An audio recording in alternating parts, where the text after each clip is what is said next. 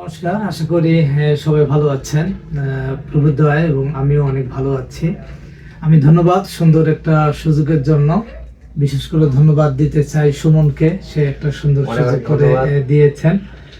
তো সাধারণত আমি এখানে পুরাতন জটিল রোগগুলো সবচেয়ে বেশি দেখি, যেমন নারীদের সাদা ছেঁড়া, অনেক দিনের পুরাতন সাদা ছেঁড়া, মেন্স ঠিক মতো হচ্ছে না, বাচ্চা কনসিভ করছে না বা বাচ্চা হয়ে মারা যাচ্ছে, জরায়ুতে চুলকানি ফুলে যাচ্ছে।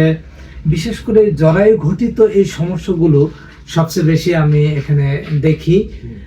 আর বিশেষ করে পুরুষের সেক্সুয়ালি বিষয়গুলো আমি দেখি।